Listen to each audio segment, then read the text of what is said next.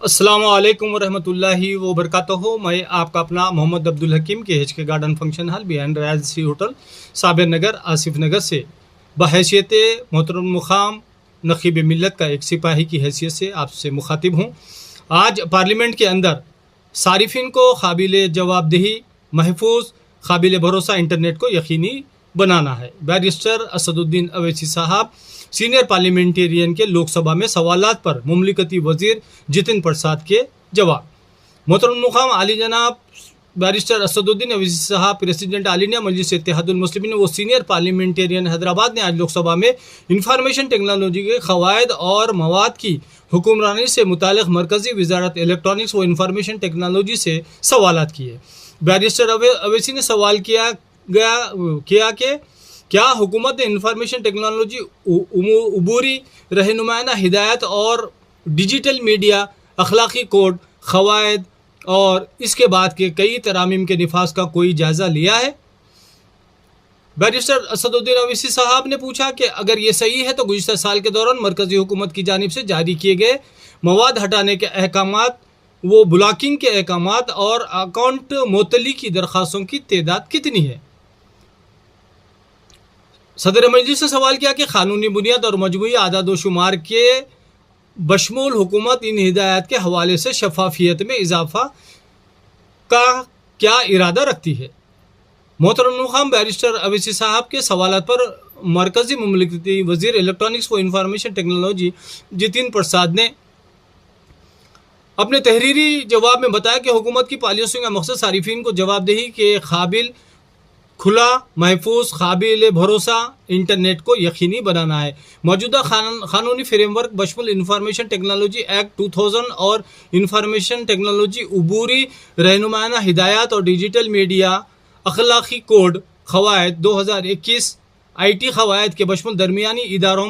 پر اضافی مستعد ذمہ داری عائد کی گئی ہے تاکہ جواب دہی کو یقینی بنایا جا سکے. وزیر موصوف نے بتایا کہ سوشل میڈیا اداروں کے بشمول تمام درمیان اداروں پر بھی یہ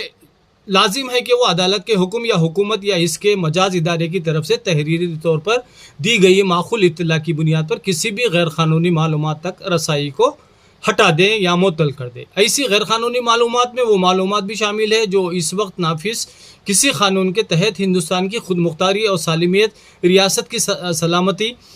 بیرونی ریاستوں سے دوستانہ تعلقات، امن عامہ، شائستگی یا اخلاقیات، عدالت کی توہین، حتی کہ عزت، کسی جرم کی ترغیب کے سلسلے میں ممنوع ہے،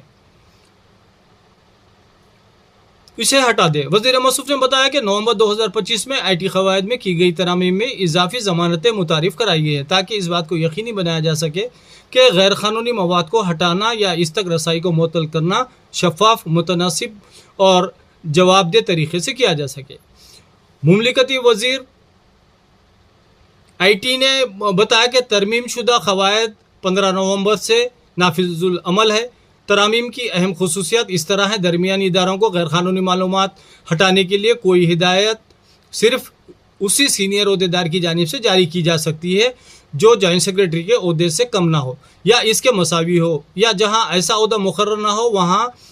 ڈائریکٹر یا اس کے مساوی عہدے کا عہدیدار ہدایت دے سکتا ہے. پولیس اتھارٹی کی صورت میں صرف اپنی inspector general of police D I G کے عہدے سے کم نہ ہو اور خاص طور پر مجاز عہدیدار ہی ایسی ہدایت جاری کر سکتا ہے. وجوہات کے ساتھ مخصوص تفصیلات پر مبنی اطلاع میں قانونی بنیاد، غیر قانونی عمل کی نوعیت اور ہٹائے جانے والے معلومات،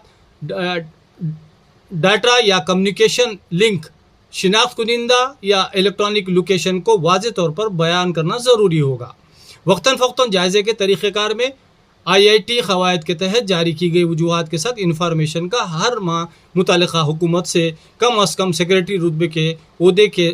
ذریعے جائزہ لیا جائے گا تاکہ اس بات کو یقینی بنایا جا سکے کہ ایسے اقدامات ضروری، متناسب اور قانون کے مطابق ہیں. حقوق اور ذمہ داریوں میں توازن کے تحت ان ترامیم میں شہریوں کے آئینی حقوق اور ریاست کے جائزہ ریگولیٹری اختیارات کے درمیان توازن قائم کیا گیا اور اس بات کو یقینی بنایا گیا ہے کہ عمل آوری کی کارروائی شفاف اور من مانی پابندیوں کا باعث نہ بنے. آل انڈیا مجلس اتحاد المسلمین زندہ باد، محترم المقام نقیب ملت زندہ باد، محترم المقام حبیب ملت زندہ باد، یار زندہ صحبت باقی۔ السلام علیکم ورحمۃ اللہ وبرکاتہ۔